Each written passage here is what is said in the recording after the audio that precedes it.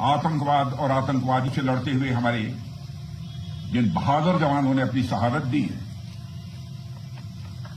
उनकी शहादत को मैं नमन करता हूं, उनकी मैं स्मृति को नमन करता हूं। और साथ ही पहलगाम में जो निर्दोष नागरिक आतंकवादियों के द्वारा मारे गए हैं, उनकी भी स्मृति को मैं नमन करता हूं। मैं हमारे घायल सैनिकों के साहस को भी नमन करता हूं और ईश्वर से यह प्रार्थना करता हूं कि वह जल्द से जल्द स्वस्थ हो जाएं। मेरे दोस्तों, इन विषम परिस्थिति में आप सबके बीच आज आकर मैं स्वयं को बहुत ही गौरवान्वित महसूस कर रहा हूं। हमारे प्रधानमंत्री माननीय नरेंद्र मोदी जी के कुशल नेतृत्व और मार्गदर्शन में ऑपरेशन सिंदूर के दौरान आपने जो कुछ भी किया है, उस पर पूरे देश को गर्व की अनुभूति हो रही है।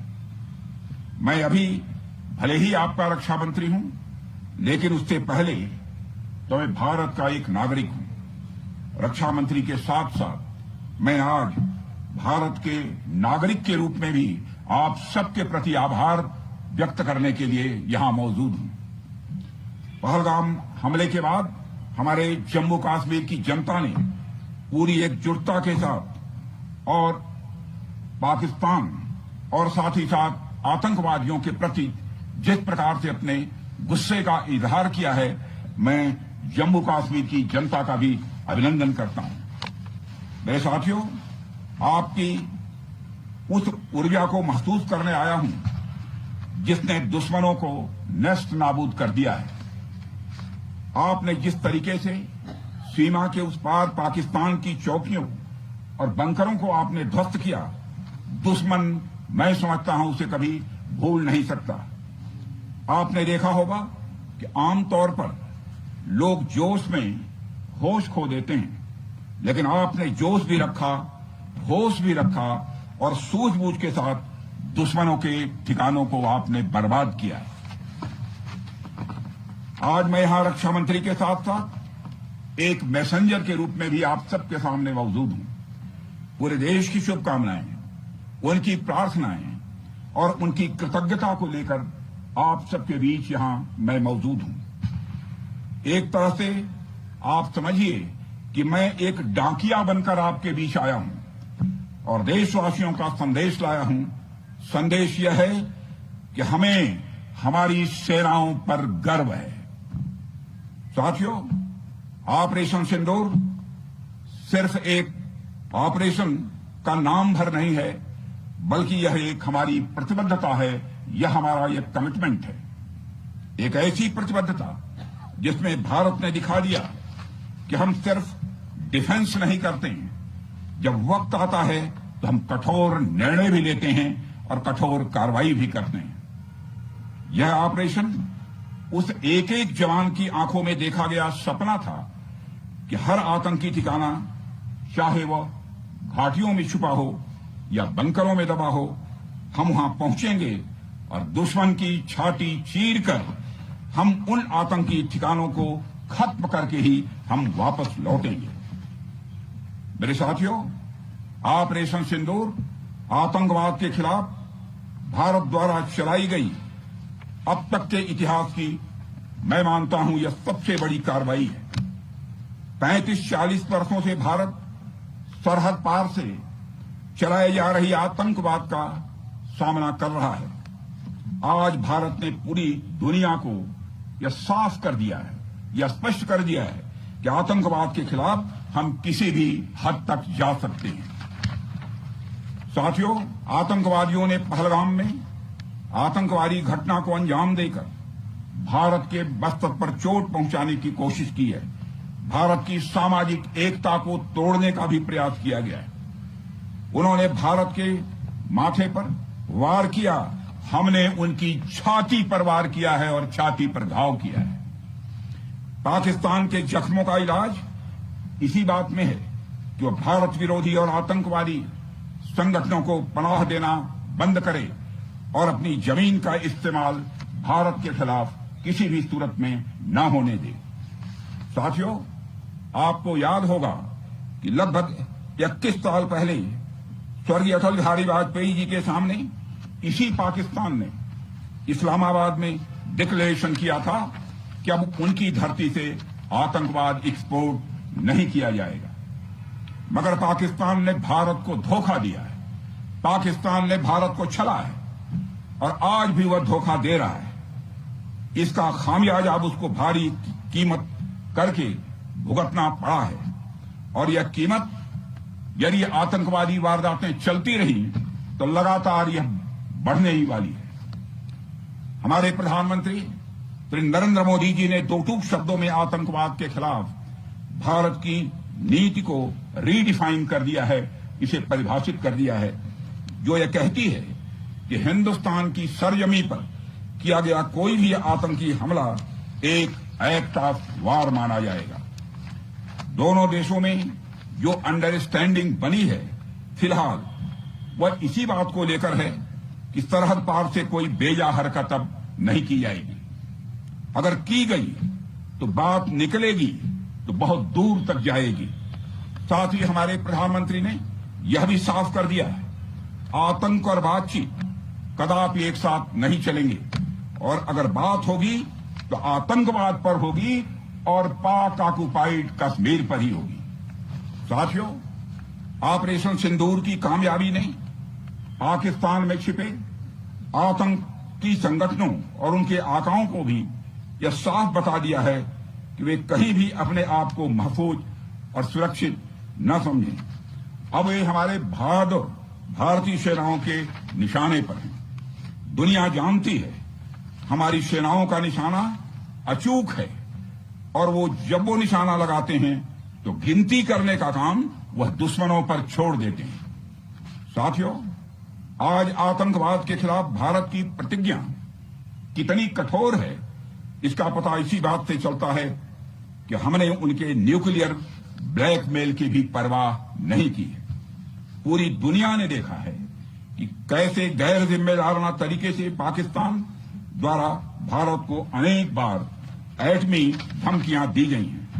आज श्रीनगर की धरती से मैं पूरी दुनिया के सामने यह सवाल उठाना चाहता हूं कि क्या ऐसे गैर जिम्मेदार और रोग नेशन के हाथों में परमाणु हथियार सुरक्षित हैं? मैं दुनिया के सामने यह सवाल खड़ा करना चाहता हूं। मैं मानता हूं कि पाकिस्तान के एटमी हथियारों को IAEA international atomic energy agency की निगरानी में लिया जाना चाहिए।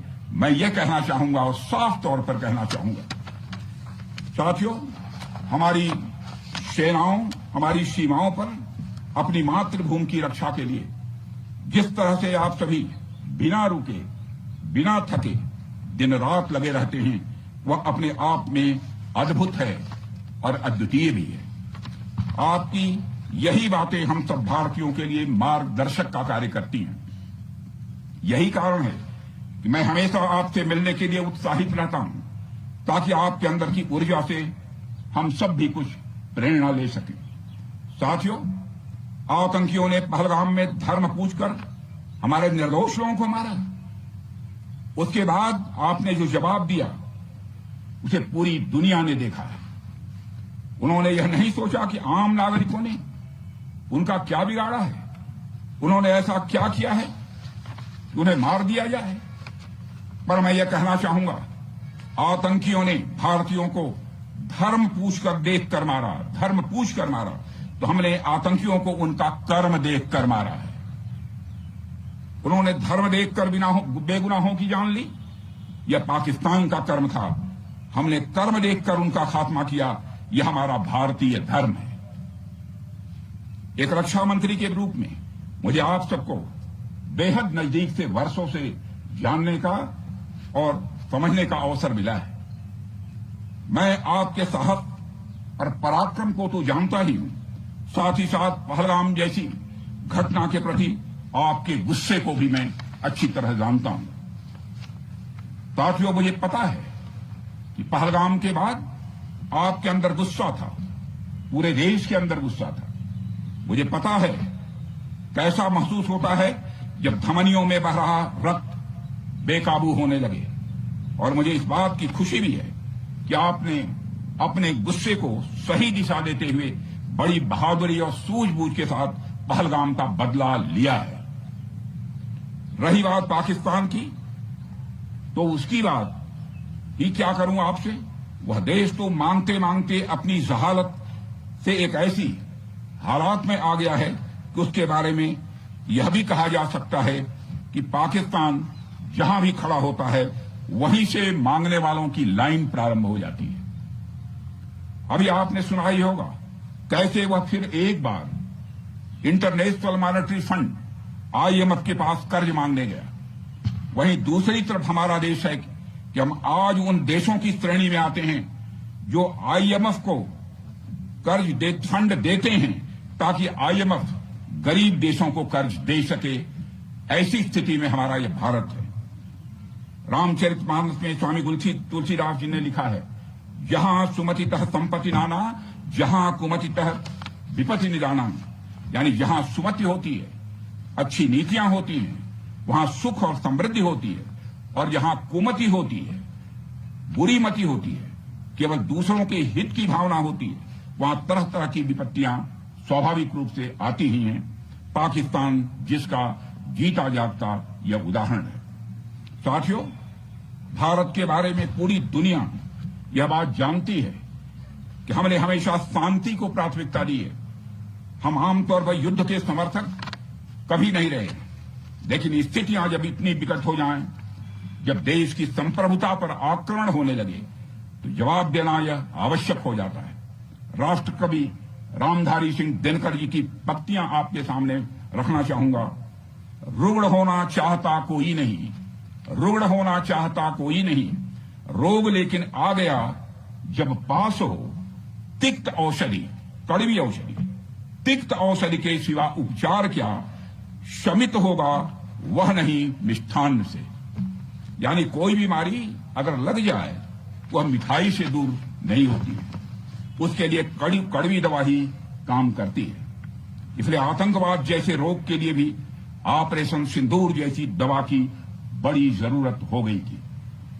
साथियों, पूरे देश में हमारी सेनाओं को और हमारे सैनिकों को एक सम्मान की दृष्टि से देखा जाता है। एक सशक्त राष्ट्र वही होता है जो अपनी सेनाओं को सम्मान के साथ साथ आधुनिक हथियार और साजो सामान भी दे जिसकी उसे जरूरत है।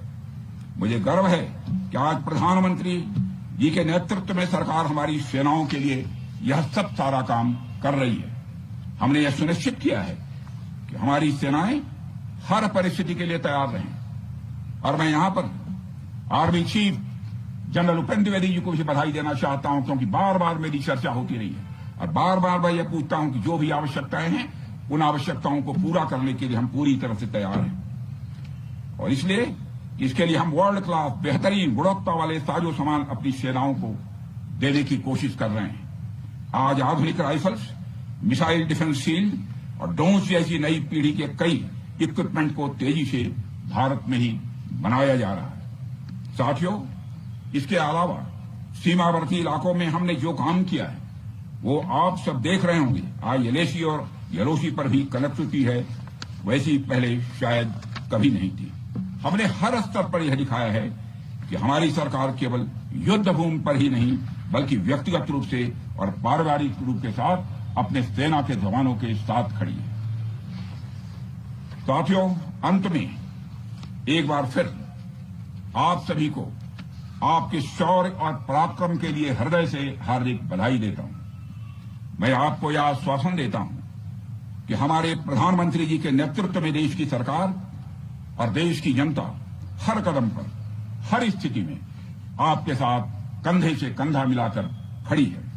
मुझे पूरा विश्वास है कि आपके सहयोग से हम इस पूरे क्षेत्र में आतंकवाद का समूल नाश करेंगे, ताकि कल को कोई भारत की संप्रभुता के खिलाफ आंख उठाने की हिमाकत न कर सके।